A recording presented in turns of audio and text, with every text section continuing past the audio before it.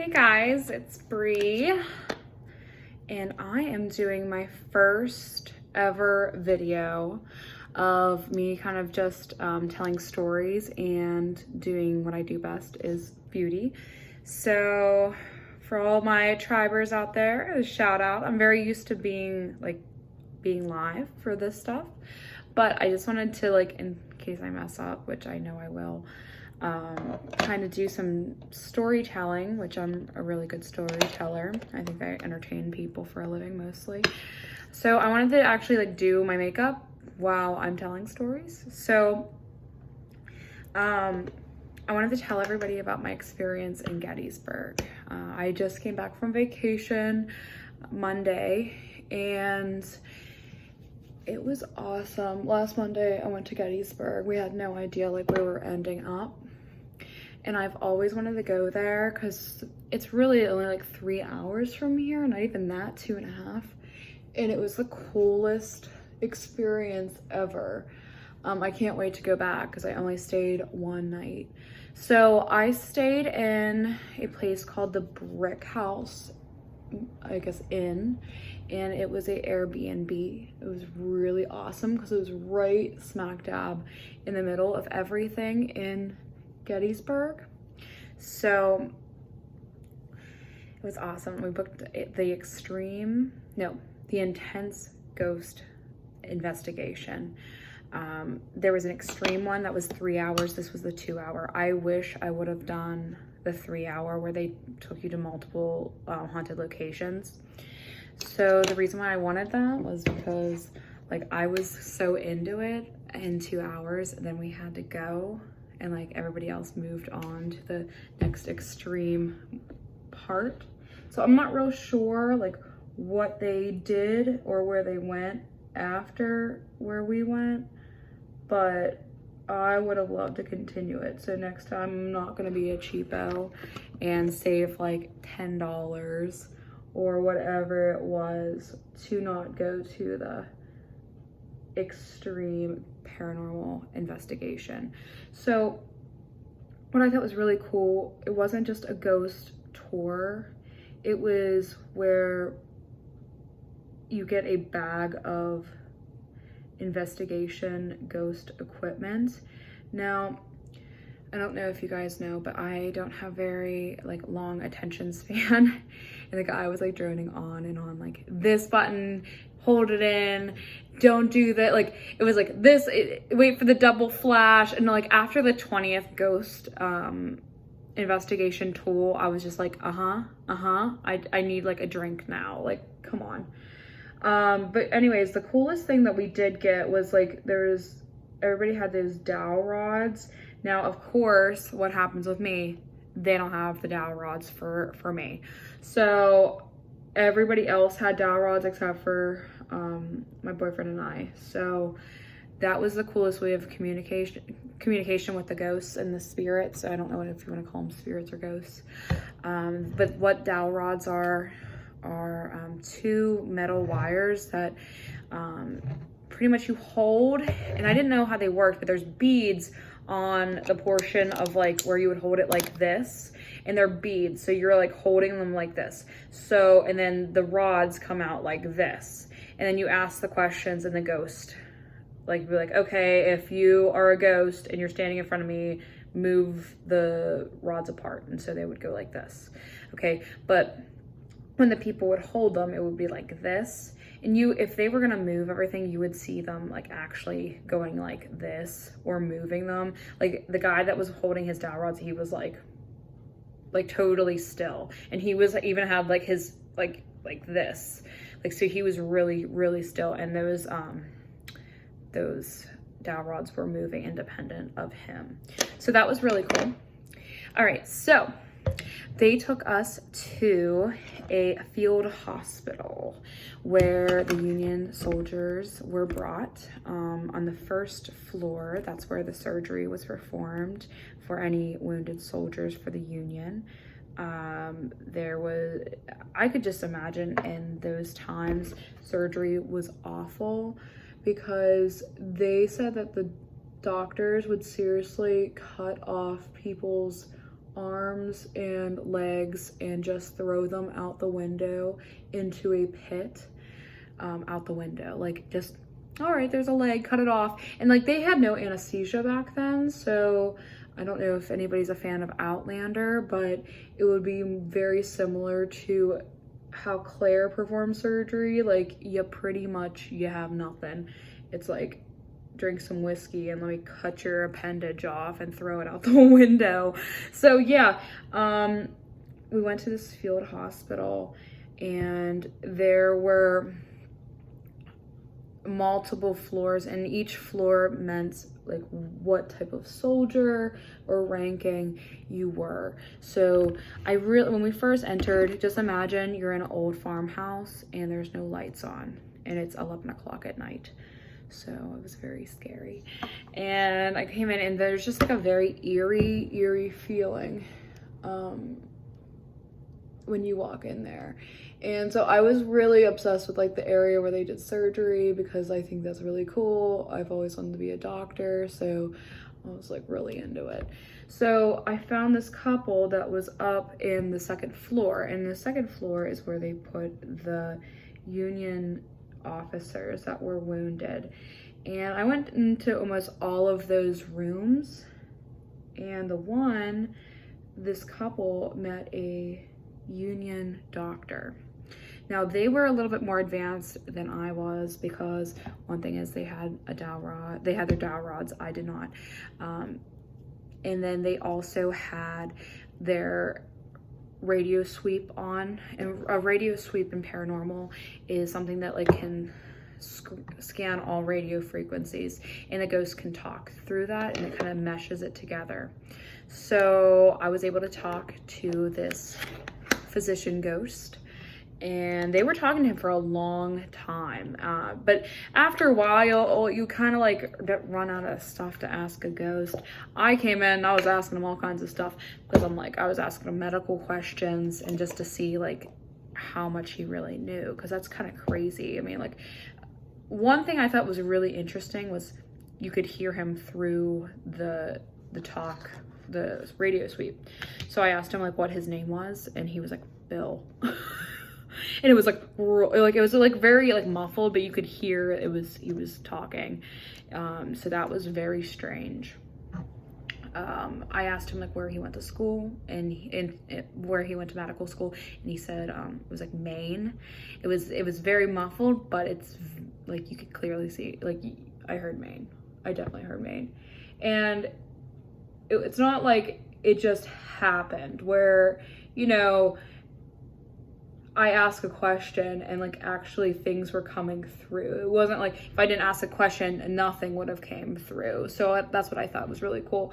We didn't have heat sensors, but I heard like, I know, like that's a bunch of crapola. I mean, people can really muff those, you know, like you can like put it on your chest and then put it on the ground. It's going to be totally different. You know, I didn't see any difference with temperature.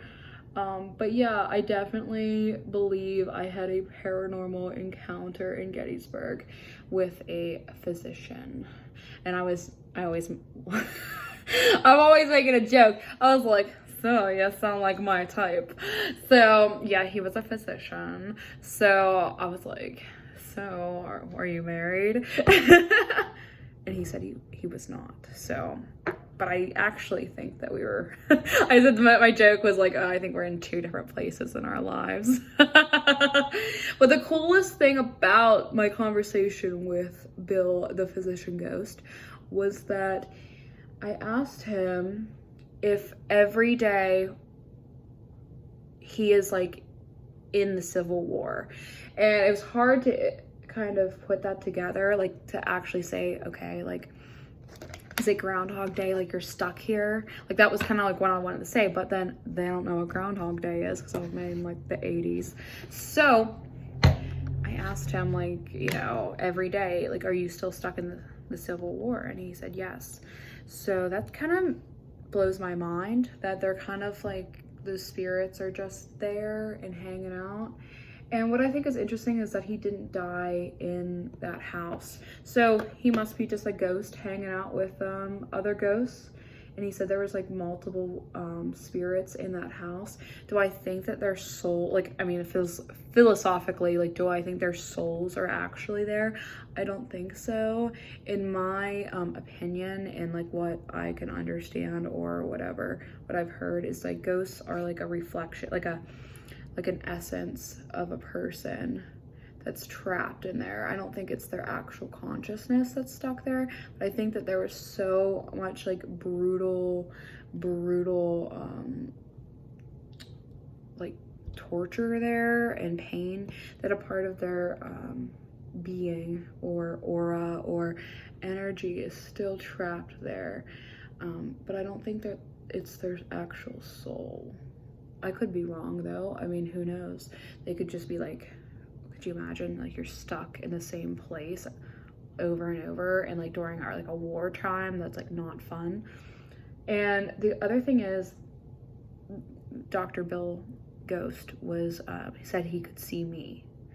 I asked if he could see me. So it's interesting that maybe that there's some type of situation where they're on the other side of a dimension and they can see us. So it's kind of food for thought. So yeah, so hopefully I'm doing okay so far, doing my makeup and talking to you guys.